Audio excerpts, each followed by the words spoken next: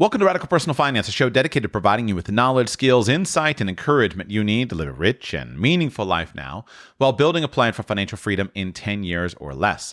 My name is Joshua Sheets. I am your host, and on today's show, I want to talk about the differences in the cost of living based upon living in a place like Mexico, which of course is a massive place, versus a place like the United States, which is correspondingly massive. In the most recent episode, I was talking about the importance of filtering advice through your own situation to figure out what is applicable to you. And I actually can't think of a better proof of that than this particular question. But several listeners did ask me the question. They said, Joshua, what did you mean? You said the cost of living for this Venezuelan guy living in the United States would be higher in Mexico than it would be in the United States. And I want to clarify my thoughts on that so that you can think about where your cost of living would actually be higher or lower. I do actually believe that the cost of living in the United States for many people can and often does wind up being lower than in many places that are perceived to be cheaper, such as Mexico. But that your specific numbers will vary greatly depending on the budget categories that are important to you. For context, as I shared in the podcast episode, I was talking with my client. Venezuelan immigrants had worked and lived both in Mexico and the United States. And I said, where are you likely to earn more money? In Mexico or the United States? Well, he was working as a salaried engineer, and the salary plus he had a bonus and commission structure as well because he's working as an engineering sales. But I said, where are you likely to make more money? And the answer was obviously the United States. Far higher income potential in the United States versus Mexico for a guy in his particular field. Second question I asked him, I said, where are you going to pay a higher tax on your wages? Mexico or the United States? And the answer is obviously there. Mexico is much more expensive from a tax rate perspective. Mexico is not generally a tax haven. There are a few little loopholes that you can find, but Mexico has pretty high taxes on wages compared to the United States. Then the third question, I said, well, where are you going to have a lower cost of living? And the answer there, both he and I said the United States.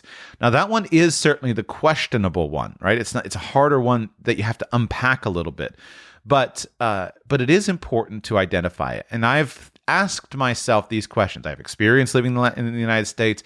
I have experience in several Latin American countries. I've run the budget in Mexico. I understand kind of what some of the costs are. And while I will say it's not as plain and as obvious, I don't back off the statement as long as you calculate your own numbers. So let's talk about the differences between these two jurisdictions. To begin with, we could begin with the largest budget category, which is, for most of us, the amount of tax that we pay. Tax collectively, meaning income taxes, social taxes, real estate taxes, sales taxes, etc., duties, VAT, etc. And we could go all down the list and discover that taxes do matter a lot. That conversation is more complex, and it's intensely personal based upon how your income is generated, where your assets are invested, where you're even willing to consider living. In general, the United States is, in many regards, a relatively low tax jurisdiction. It's not the lowest available. There are many zero tax jurisdictions and better tax planning that can be done. But for most, quote unquote, ordinary people, the United States can be a fairly low tax jurisdiction. And what you face with U.S. tax planning is, as your wages are modest, taxation on those wages is also, in the United States, fairly modest. As your wages and income increase, taxation rates are quite high, depending on what state you live in. But then, as your wealth grows even more, you can live quite tax efficiently in the United States, based upon just doing good planning of living off of your wealth rather than generating income. We've talked about that recently with discussing kind of all of the tax leaks. And one of the things that you see from that is many of the wealth, assuming the data is true, assuming the stories being published about the giant leak of all the tax data are true, you can be a wealthy person and live in the United States with a relatively modest tax rate. as long as you are careful about what you're doing. So you can get it lower with international planning, but it's not.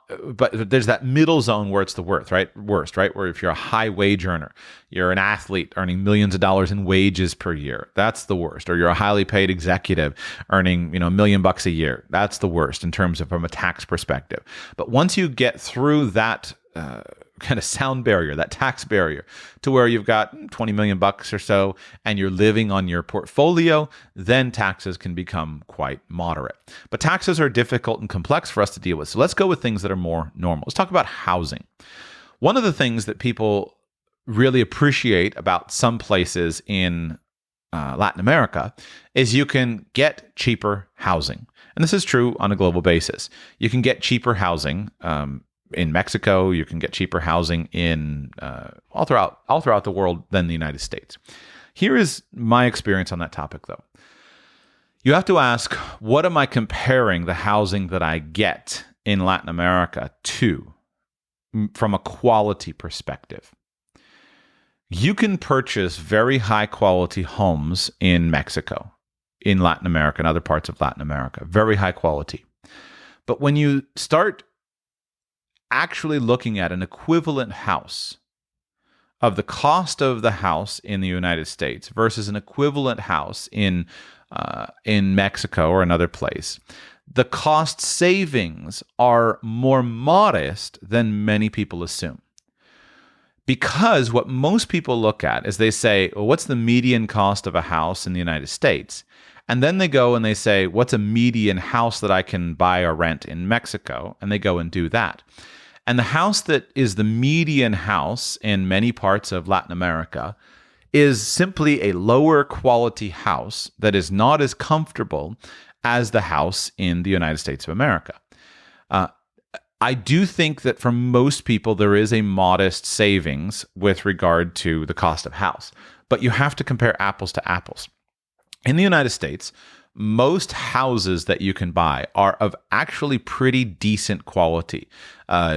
Because of the building regulations, et cetera, there is a significant amount of uniformity. Houses are generally well built. They're often somewhat energy efficient. I had to be careful not to speak too broadly. But you can get a quality house at a reasonable price in most places. Maybe in your area, a good kind of normal 3-bedroom, 2-bath house is $250,000.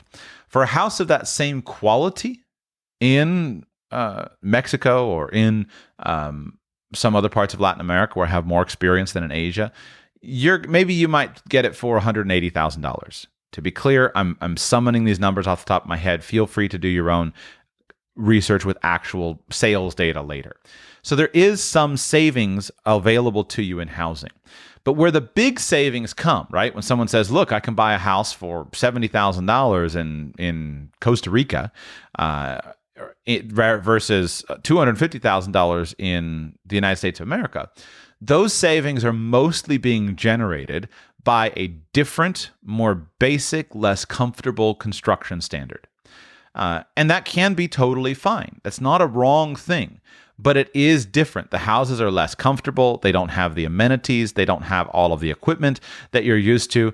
Yes, you might have hot water, but the hot water heater is not as good as you might normally have, or it's not as powerful. You might have hot water it's very rare, for example, in many places in Latin America, to have a hot water heater system for the whole house. Usually you'll have one that might be for the shower and they heat the water in the shower, but not the whole house. Or you might have one that heats the sink water and the shower, but not the whole house.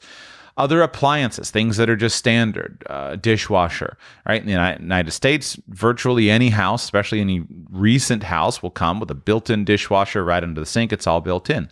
That's a lot less common in Latin America. If there is a dishwasher, it's more likely to be some kind of portable unit, not built in. Everything kind of being built in and comfortable. And these things sound so persnickety, right? It's like, big deal. What's the big deal if your dishwasher is built in or not? It's not that big of a deal, but that's just emblematic of kind of what you see in all parts of the construction.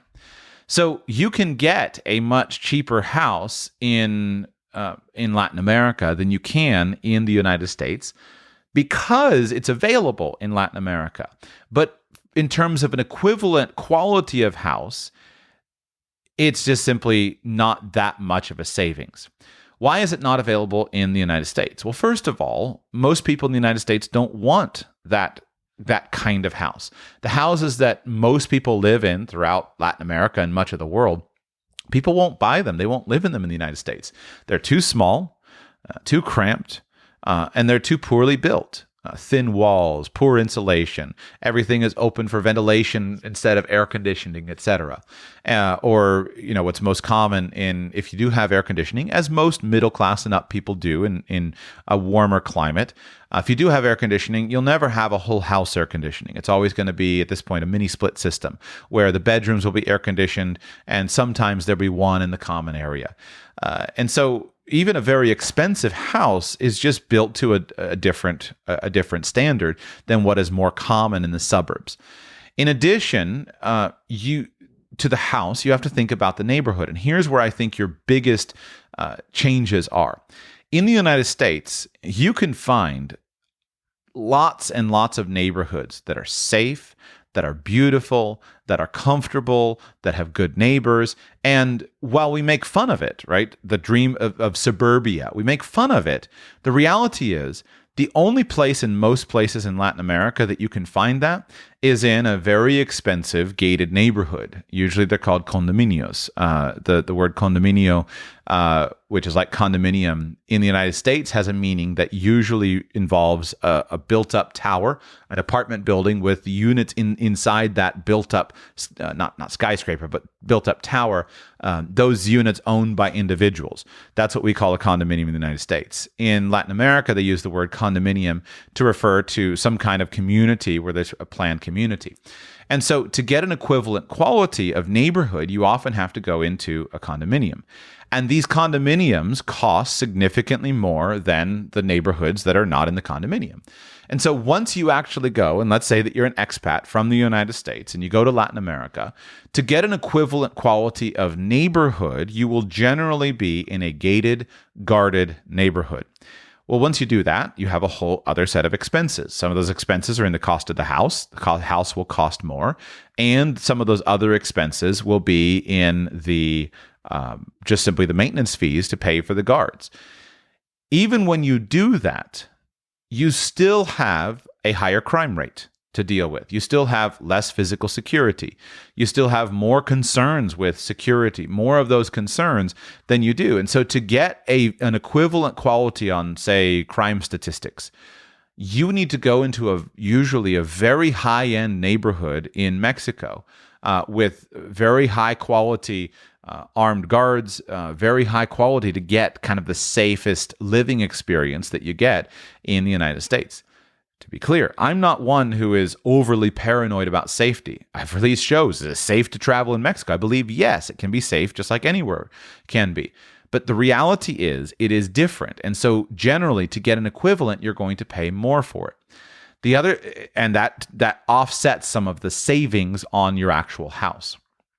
If you will compare the quality of a middle-of-the-road suburban American house, and you'll go and you'll find an equivalent quality house, equivalent finishings, equivalent quality neighborhood, with equivalent safety statistics, etc., there might be a small savings, but the savings will be fairly modest. The next thing that you have to consider is, what else do I get with the house? What kind of amenities do I get in the nearby area? Do I get wonderful malls? Do I get restaurants? Do I get gyms, etc.?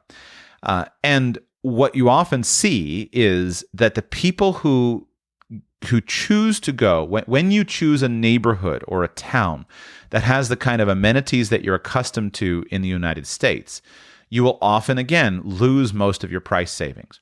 Mexico City is an enormous global quality city where everything is available. The very best malls, the very best shops, the very best gyms, the very best of everything is available in Mexico City. And the cost of housing in Mexico City is not cheap. Now you can go out, right? One of the listeners was saying, well, I have a house and I've lived in San Miguel de Allende. Okay, you can go out to San Miguel de Allende. I like San Miguel de Allende. I think it's wonderful. It is a very different lifestyle experience to live in San Miguel de Allende. Now you can live downtown in Old Town, and of course that's so pretty, right? It's this old colonial city, the little streets, etc. It's really neat experience in and of its own. But if you go outside of San Miguel de Allende and you buy in one of the golf courses, etc., as I have had friends who've done, you are not getting the same accessibility to the stuff that you're accustomed to in the United States. In the United States, you can go right outside of your suburban restaurant and you see all of the brands right there lined up for you. You see your Olive Garden, other Darden restaurants. You see your Chili's. You see your Fridays. You've got all your stores that you like to shop at. You got your Home Depot. You've got your Best Buy. All of this stuff just right there available for you. Well, in San Miguel de Allende, you have none of that. You have none of that. And so you have other options. You do have restaurants you can go to, but they're more of the local place. You have stores that you can go to, but they're just different, right? It's not the same quality. Now, people like that. I like that. I don't often enjoy it when I'm in the United States. And one of the things I don't like about traveling across the United States is if you go from Florida to California to Washington to Maine, you kind of got the same big box stores in all those places. And that makes me sad because I like that sense of national diversity. I wish for different brands and such. But from a quality of life perspective, having access to those stores makes for a much higher quality of life. I am amazed being back in the United States at how easy it is to go and get the stuff that I need and want just right there. I needed to go get a modem. Trot down to Best Buy, pop in. There's about 8, 10, 12 different modems that would all work great for me. Grab one that's great. It's cheap. It's high quality. I don't even have to worry about it. Everything that's there, it's high quality. It's available. It's in stock. Pick up a router. Boom, boom, boom. Everything is there. It is not that way in other places. The modem, if I were shopping for a modem in Mexico City, of course I can find it, right? All the stores are there. I can get it. I'm going to pay more money for it. The selection is going to be less. And the whole system is just not as robust as it is in there. Now you're in San Miguel de Allende and you want to go do that? That's going to be a multi-hour thing for you to get everything set up. Now, it works just like here, right? You can call the cable company. They'll bring you out your modem. It all is the same. It's just not quite the same quality, not quite the same ease. Many people love that, right? That's why they go. They want to get away from the big box culture. But what I'm sharing is that those things make for a higher quality of life. It's very chic right now to be a foodie and to talk about how I would never eat at Olive Garden. Right? I understand that. I have those tendencies. I think of myself as a bit of a foodie. I don't want all the preservatives and everything.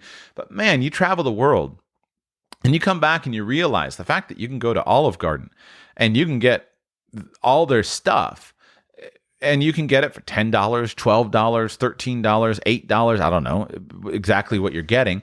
$20, whatever you're getting. These are high quality things with massive portions and good food.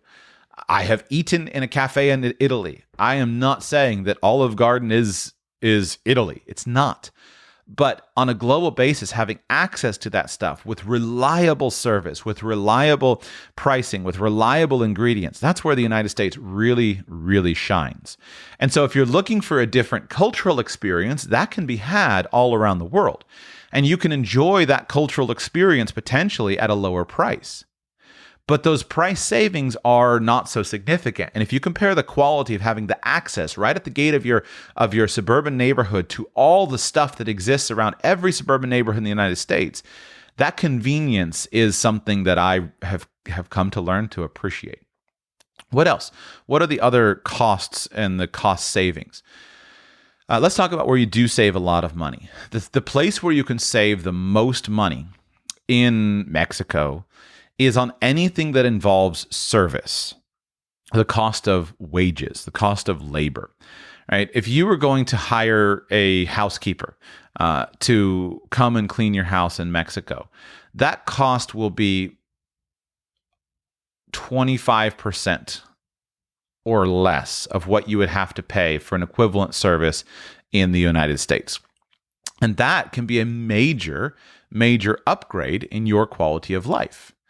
Now, why does that wage disparity exist?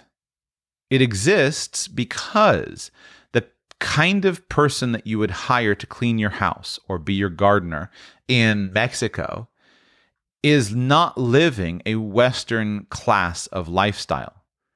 That gardener or that housekeeper is living a more basic, normal Mexican class of lifestyle. What do I mean? Well, when I live abroad, I don't eat beans and rice. I don't enjoy eating beans and rice very much. I don't like it. I'm not used to eating beans and rice and tortillas every day. It's fun to eat on occasion, but that's not how I eat. So when I go, I eat abroad the same way that I eat when I'm in the United States, which means that I go to PriceSmart in Latin America, is the equivalent of Costco, where it's actually owned by, they have all the Kirkland brands. And so I go to PriceSmart. I pay 20 to 30 to 50 to 100% more for the same product, the same Kirkland product that you can get in Costco in the United States at PriceSmart in Latin America. I buy all of the expensive foods. I buy some of the prepared foods, all the expensive foods. And so my food bill is 5 times more than a local person because I eat differently. I'm accustomed to eating in a different way, and we eat differently. Again, could you save money going to Mexico? Without question, you could. Many people have. You could go to Mexico and you could start eating tortillas and beans and rice and tacos normally. And I love to do that on occasion. But when it comes to eating that way every day, since I wasn't brought up that way, it doesn't feel normal. I don't enjoy it. And I'm not broke, so I don't have to eat that way. And so you pay more for that Western class of lifestyle in Latin America than you do in the United States. The other thing about services is that there are services that are cheaper that involve basic labor. Again, housekeeper, gardener, security guard. But a lot of those things could be had for cheaper in the United States with a different system.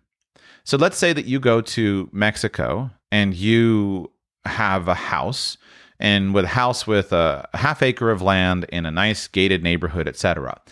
I guess it's a little bit too little for you to hire a full-time gardener, but it wouldn't be uncommon for you to have a full-time gardener with something like that if you were a wealthy person. So you have a full-time gardener taking care of the property. But what is much less common in Mexico is the lawn and landscaping service that comes by once a week and takes care of your garden. Usually it's done on the community level where there's community gardeners, or it's your own private gardener. Whereas in the United States, if I want my lawn and my grass cut, my bushes trimmed, etc., there are plenty of people competing for my business. And I can just simply hire them and transfer the whole business over to them. They're the ones who buy the lawnmowers and maintain them. They're the ones who decide when to show up. They're the ones who hire the employees, etc. I just pay them their monthly fee. And the monthly fee for you to have a landscaping service come to your house is cheaper than, or at least equivalent to, the monthly fee for you to have a full-time gardener. And do you get more benefit from one over the other? If I'm in Mexico, I love the fact that I can have a full-time gardener that I can support. But now also that creates an entanglement. You know that you're responsible for supporting, your gardener's family. You know that if you fire your gardener, that's potentially devastating. You're opening up a whole set of relationships, which can be a tremendous blessing, but it's also a tremendous responsibility. If I decide that I want to take over my lawn care service in the United States and I fire my company, I don't have any moral problems with that. But in Latin America, I do, because I know that there's a whole family that I'm feeding, and now it creates a whole different set of expectations. One is not right, the other is not wrong. It's just different, and it's different system. Similar things with housekeeping. If you hire a housekeeper in Mexico, that housekeeper is going to clean your house with a broom and a mop. No equipment. She's going to use a broom, sweep the floor, then she's going to get a towel, wrap it around the mop handle and mop and do a great job. Well, you can't get that work as cheaply in the United States. Of course not. But what you can get in the United States that is just not commonly used is equipment. You can even buy a robot, right? You can go down and for $300 or $400, you can buy a robot that will sweep your floor every single day for you while you're away from the house. And over time, that robot is vastly cheaper than the cost of the housekeeper in Mexico. Obviously, a very different scenario. Again, back to this pros and cons. In Mexico, you get to support a housekeeper and her family, and that's a relationship, and it's wonderful. But then on the other hand, it's a whole set of obligations and things that are concerning. So the point is that to get the equivalent thing, it's different. It's a different thing, and the cost savings are not as dramatic as you might otherwise assume. What services cost more? Well, now let's talk about things for your children. Simple things, libraries, education. One of the things that happens is in many societies like the United States, the things that are available for free are things that you have to pay a lot of money for when you're abroad.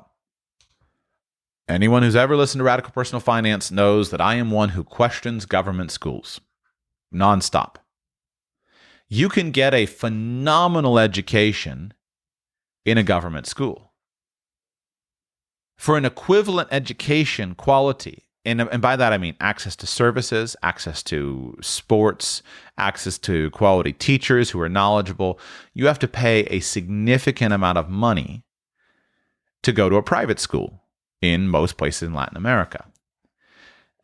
Things like many Latin Americans are paying lots and lots of money for what they can get as part of their tax system in the United States of a similar quality. Why does that exist? Well, why is it so much? Because what you use, one more example, right? Let's say that you want your child to go to a taekwondo class or a gymnastics class, etc. All of that exists in many parts of Latin America. It's going to be abundant in Mexico City, where all the other costs are much higher too. But it's going to be harder to find in San Miguel de Allende or Cancun or something like that. It's harder to find. When you go and find it, because there's less demand for it, the prices are higher. And because those who demand it are the upper class, the wealthy local elite, you pay Western prices for it. You go and enroll your children in a gymnastics gym, it's going to cost you the same to enroll your children in a gymnastics gym in Mexico as it will in the United States.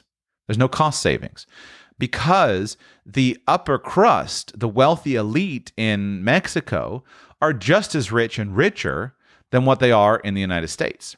So the difference is that in Mexico, you have to be upper class elite to be able to access those services, where in the United States, an ordinary, common, middle-class family can access those things. That's the difference. And so there's not a big cost savings there. So yes, you can have a housekeeper that's a lot cheaper, but when you go and enroll your children in gymnastics, all of a sudden you're like, wait a second, the cost that I'm paying here is exactly the same.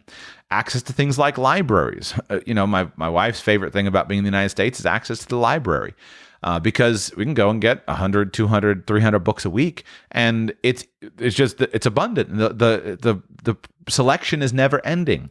You don't get that quality of library. You don't get that quality of selection in Latin America. And you can just go on down it. What about cultural events? Now here, cultural events are different, right? Every culture has lots of festivals and things that are available. But you can get different cultural events that are available cheaper in the United States than in Latin America. If you take the equivalent quality of your county fair and you go and in Latin America, usually that's going to cost you about the same as far as your county fair versus others. We've taken our children to the circus when traveling through Latin America. Awesome, right? Very cool. But still, Western prices. And of course, Latin America is part of the West. But what I mean is U.S. American prices. What things are certainly more expensive in a place like Mexico or the place in Latin America? Vehicles. Now, the difference in cost, though, is dependent on what you buy. Let's say that you go and you buy a brand new vehicle in the United States, and that, a brand new minivan, $40,000, right? That's what you pay in the United States. Mexico, and again, I'm directionally right on this, but I haven't priced the exact numbers. You pay 53, right? A little bit more. But here's where things change. Let's say that you want to get a very, very high quality, safe, reliable minivan in the United States. How much money do you have to spend to get that? My answer is $5,000. $5,000, right? You can go buy a 2005 Toyota Sienna, 5-star crash ratings, 4-star crash ratings, modern, reliable, comfortable, etc. And you can find one in pretty good condition for $5,000.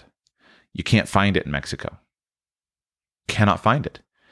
And why is that? Well, there's so much money in the United States and there's so much debt that there are lots and lots of people who buy new cars. And so because there's lots and lots of people who buy new cars, there is a robust used car market for high quality, not beat up used cars. That market is much, much thinner in many places in Latin America. In the United States, it's not thin at all. Any day of the week, you can go out and you can buy a $5,000 used car that will last you for 5-10 years, give you minimum trouble, be totally safe, run you down the highway at 80 miles an hour without any trouble whatsoever. You won't find it in Latin America because the used market is very, very thin.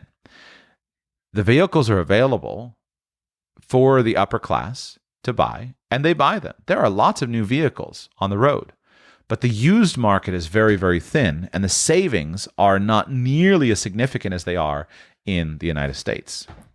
What else? Cost of financing, major factor. One of the biggest reasons why the houses in the United States are a higher quality and cheaper is because people can finance them. So because you can go and get a mortgage, people can afford to build a nicer house that's cheaper. Whereas in Mexico, financing on a house is much more difficult to get. When it can be gotten, the rules are much tighter. You don't borrow 96% of your house or 97% of your house. You might borrow 40% of the house. And so that's why most houses are more basic. And so the prices are higher because for the rich houses. Same thing with cars, right? The financing on cars. Is there financing? Yes. Much harder to get, much more severe limits on credit, etc. And so this leads to a tighter, thinner market. And this is probably, for me, the most important factor. In the United States, virtually nothing that you want is unavailable in the secondary market cheap. Need a new phone? Boom, Facebook Marketplace, grab yourself a 2-year-old phone and spend $100 and you're out the door, right? Want a new vacuum cleaner? Boom, go to Craigslist, Facebook Marketplace. You can find a great quality one cheap. The used market in the United States is so thick with the stuff that you need that you can get it for far, far cheaper than you can in Mexico. In Mexico, is there a used market? There is, but the prices are higher and the selection is less.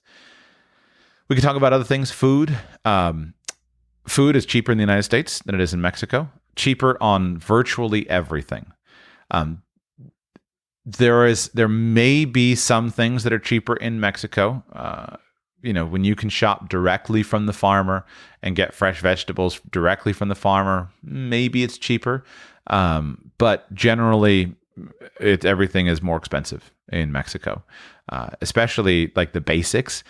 Maybe corn. I haven't shopped the corn market, but maybe you can go and you can buy corn flour cheaper in Mexico because that's what everyone lives on. But if you probably don't live on that. And corn flour in the United States is not expensive. It's easy to get. But everything else is cheaper in the United States for food. And what's also interesting about the United States is that you can get a lot of prepared food much, much cheaper. And that prepared food can often minimize your costs. Once now that we're back in the United States, what do we want to do, right? We wanted to have friends over the other day. We were too busy to cook a normal meal. And so what did I do? I went to Costco and I bought a beef lasagna from Costco. $15. I fed off of that $15 prepared lasagna, grabbed $15 prepared lasagna, $6 salad kit on the side, and a little bit of dessert. And I fed 8 people for one meal plus 2 more meals for my children out of it for a total of $25. I can't do that in Latin America because the prepared food options don't exist, the convenience foods. Either I have to cook from scratch or I have to go out to eat. And depending on where we go out to eat, the cost in in Latin America is equivalent or more often than the cost in the United States. So I hope you get my point, is that you have to look at the actual lifestyle that you are living.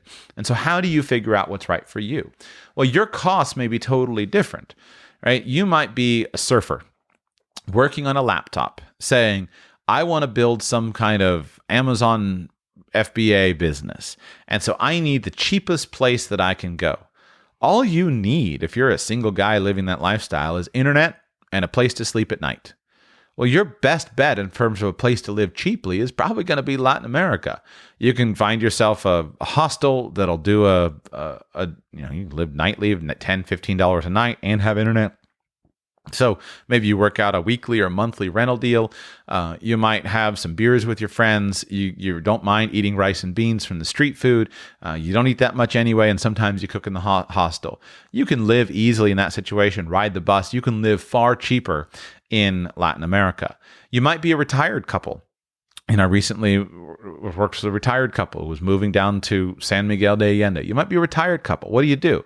You buy a very nice house in a wonderful, comfortable neighborhood, gated neighborhood, golf community, something like that. The house is going to be a little bit less than what you might pay for an equivalent house in the United States, but you're not going to skimp on the comfort. And then you just live a different lifestyle. You're not worried about the same things that I'm worried about, or someone with young children is worried about. You get one nice car, you go out with your friends, you enjoy the cultural experiences, and your life is very simple, and you might be able to live cheaper down there. By the way, I forgot healthcare. I should have mentioned healthcare as one of the biggest categories. One of the biggest reasons people will move to Latin America is for healthcare savings, because either they can get cheaper health insurance coverage of some kind, or they can simply get cheaper health care, pay doctors less they can actually afford it.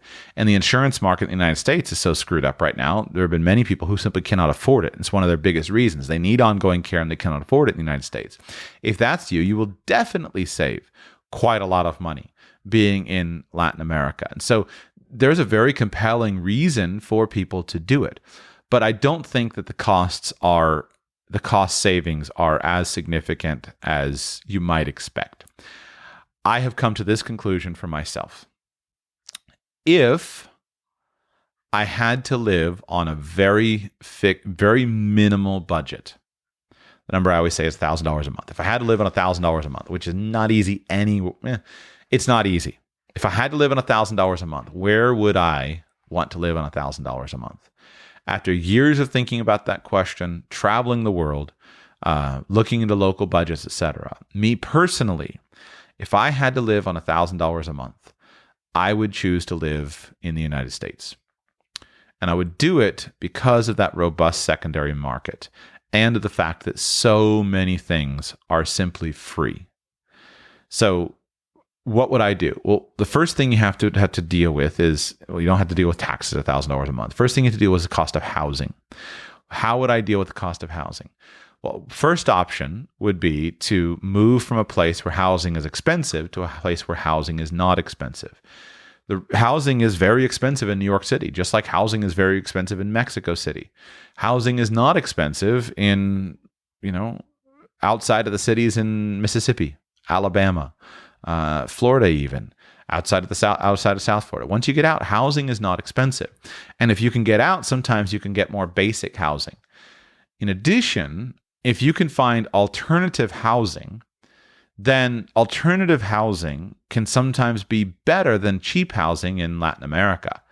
I would rather live in a low-priced RV in the United States than a cheap house in Latin America. Some people would make the exact opposite choice, but I personally would rather live in a low-priced RV than in a cheap house in the United States. Why? Physical safety, right? Low-priced RV, I can travel the country. I can camp out and for free with my friends on free land. I can live in campgrounds. I can even live in cities sometimes, and I will experience vastly greater physical safety. I won't be worried about theft. I won't be worried about attack, etc., as compared to physical safety in Latin America. What about other costs though? So I got to solve housing in some kind of creative scenario. I could solve it by living with somebody. In most cities in the United States, even today, $500 a month, you can rent a room in a house from somebody. Sometimes less, sometimes more, but you can rent a room. Renting a room in a normal American house will give you a much higher living experience than many places in Latin America, for all the reasons stated. House quality of house, comfort of house, amenities of the house, safety of the neighborhood, amenities of what's available outside, etc. All of the stuff that you want to do on a daily basis is probably free in the United States. Books are free from the library. Movies are free from the library. Internet is free from the library. You can go and get your free phone from the government. You can go and get free food from the government.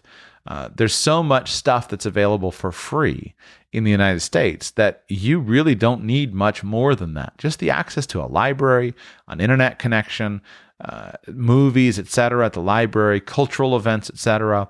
is really powerful in terms of entertainment. More than that, tons of activities that you would find do in the United States are so much cheaper. You want to go kayaking in the United States? Go on Facebook Marketplace, grab yourself a cheap used kayak, go out and do it.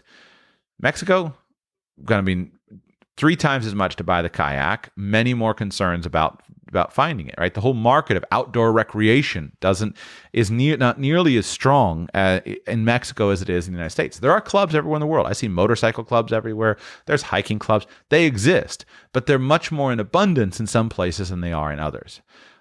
And so when going down the list, in the United States for entertainment, all you need is a phone, and you can get unlimited internet on most phone plans for at the high end, $60 a month, easily $30 a month, less. Mix that with widely available Wi-Fi, which is changing. It's available all around the world now. You got your Netflix account, you got your YouTube, you got books, everything. It's just all available for you. And then when you need stuff, you need a bicycle, you need a watch, you need a phone. All the stuff is available in the used market, and quite frequently, literally on the side of the road. The amount of stuff that Americans throw away on the side of the road that is good, high quality, and useful is astounding. You can furnish your entire house from the side of the road. You can find building materials. All the stuff is available on the side of the road. And then you get to the cultural questions, the cultural issues. One of the challenges for many Americans, this would not have applied to my Venezuelan friends so much, but one of the challenges that many Americans face is that they never can access the local market. Even if they speak Spanish, they still can't access the local market because they don't know how everything works. They don't know where everything is, the costs of everything. So that's why I said what I said, is that for me, my costs of living in Mexico, the category expenses will change. But for me to get a really high quality of life, lifestyle, physical safety, not worrying about my children, good education, etc., it would cost me more doing that in Mexico than it will in the United States. Some categories will be cheaper, and I can make decisions that will mean it would cost less. I can move to a rural area and I can say, I'm choosing to live a different lifestyle. I'm choosing to have this experience of being out in the country instead of being in the city. I don't want to be in Mexico City. I'm going to be in San Miguel de Allende. Okay, that's fine. But I could also do that in the United States. I could move from South Florida to rural North Florida. I could give up the conveniences of being in the middle of a city and move out to the country. You could do that anywhere. And so just make sure that you're comparing, when you're doing this comparison, you're comparing comparable lifestyle to comparable lifestyle. And I think that if you do that, sometimes the cost savings are not as significant as they first appear. In closing, 2 things. First, we've not talked about taxes. Taxes are one of those things that can be dramatically improved. Mexico is not a tax haven, but Mexico could be part of a tax strategy that would be massively cheaper. And so when you are dealing with taxes, why am I such a fan of internationalization? Because internationalization allows you to legally transform your tax code, your tax payments. And so if you're an entrepreneur, you can earn money from anywhere.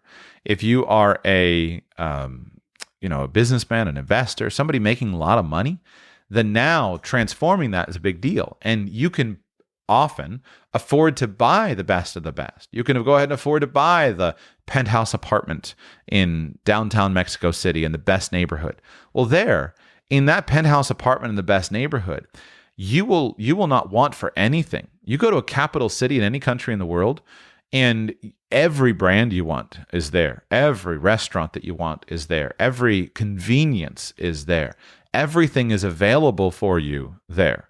And so as long as you can pay for that, or you're willing to accept what you can afford there, everything is available in those zones, in the capital city. And that's where we see the world transforming.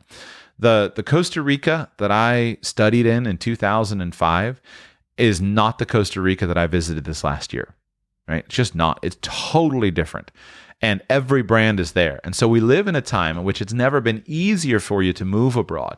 And so as long as you can solve some of these things, the lifestyle options are there. They're there in abundance. But you got to consider what your actual costs are. So for that businessman, to buy the apartment downtown Mexico City or rent the really nice house in whatever city you're interested in, you can do that, and everything is there. And the big savings on tax costs or costs of employees or et cetera more than offset the slightly higher cost to go and eat at Fridays. The second thing that you want to consider is oftentimes internationalization provides a great excuse for you to change your lifestyle.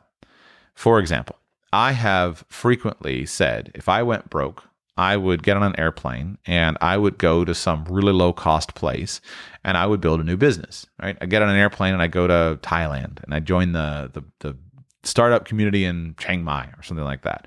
Or I'd fly to Nicaragua and I'd rent a little shack on the beach and I'd build my business. And by the way, all of these things is going to be even 3 years from now when Starlink is available all around the world. This is going to be these options are going to be on steroids in terms of what's available to us at that point in time. But I would do that, and I would have a massively lower cost in that circumstance. Why would I consider doing that? And why would I do that still in light of everything that I have just said? The reason is sometimes it's easier for you to accept the lifestyle trade-offs if they're dramatically new and just a totally different kind of adventure.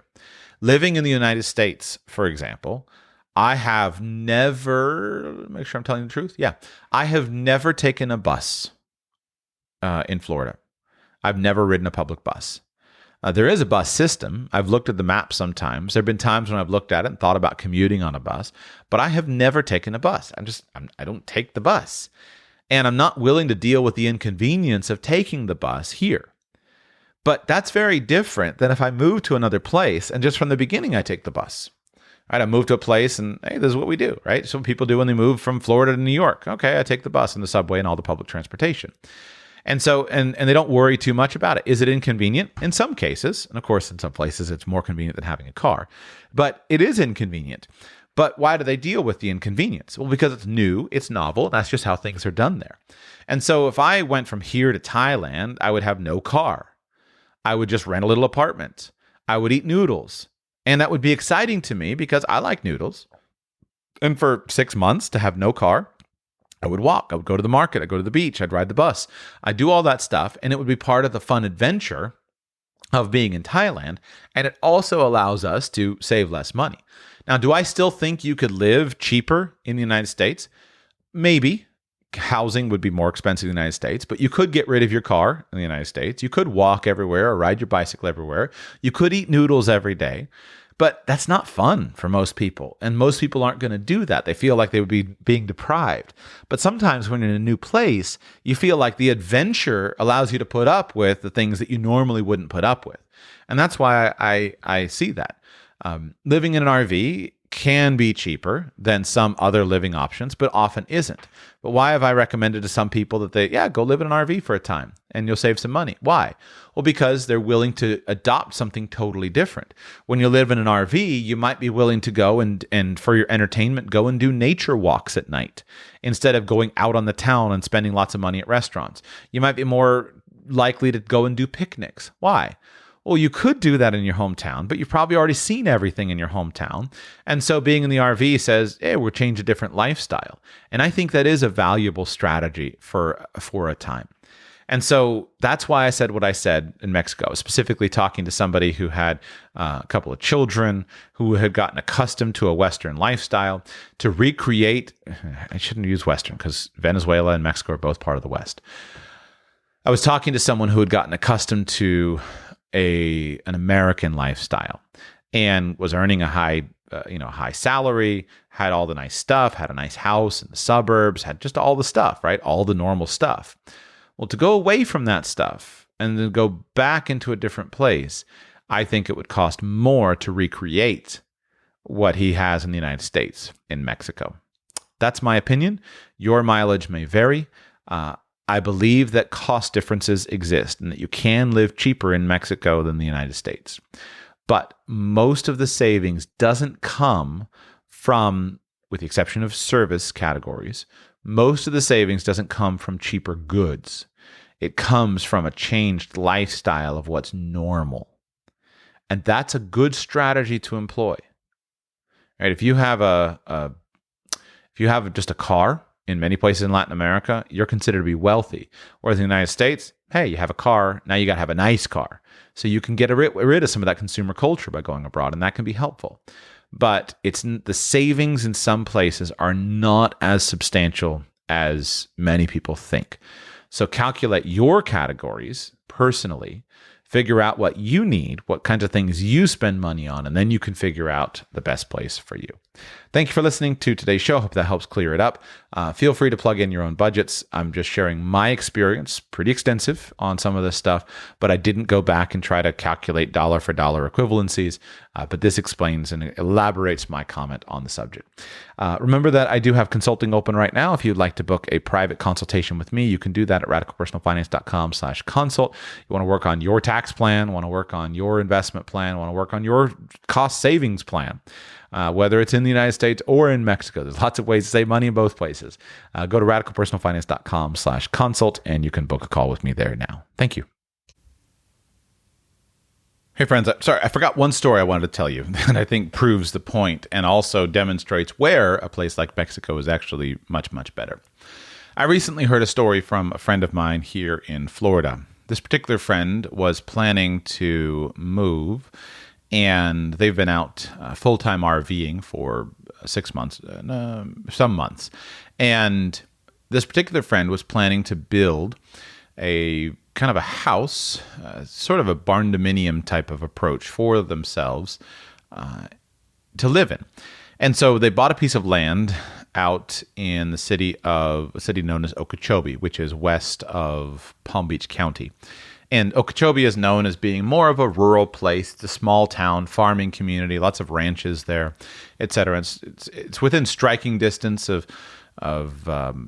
West Palm Beach and South Florida, but it's kind of out there a little ways. And so they bought a little piece of land, and their plan was to build a shed first, build kind of a shed, and then put an apartment into it and start building it out little by little, right? The way that so many of us have seen people do throughout history, where you live on the property while you're developing it. But they found out that even in the city of Okeechobee, which again is known for being a rural, more easygoing, less restricted place, they found out that in the city of Okeechobee, their plan will not work. Well, why? According to them, what they've discovered is it is now illegal for them to live on the property without having built a permitted building. And the minimum size of building that they have to construct on the property is 1,200 square feet. They can't build anything smaller than 1,200 square feet, so 30 by 40.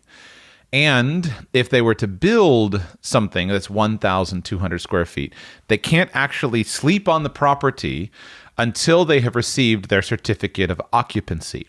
In order to get their certificate of occupancy, they have to build a permitted structure with all of the relevant things required by code, bathroom, etc., kitchen. I don't know all the details of the code, but they have to get their certificate of occupancy before they can spend a single night on the property. That's what they're dealing with in this semi-rural. I mean, it is a rural county. It's just, it's not rural in the South Dakota sense, but it is a rural city in Florida. And so the entire idea of having an RV, living in it while you build a house and then you move into the house, that just won't fly based upon the legal restrictions. And that's where the United States has become really, really difficult. It's not the same everywhere. There are, of course, how many counties are there? 3,500 counties or something like that across the United States. And every county will have a different set of rules. And so you can find pockets where you can build an earthship. You can find pockets where you can convert a pre-made shed into a house.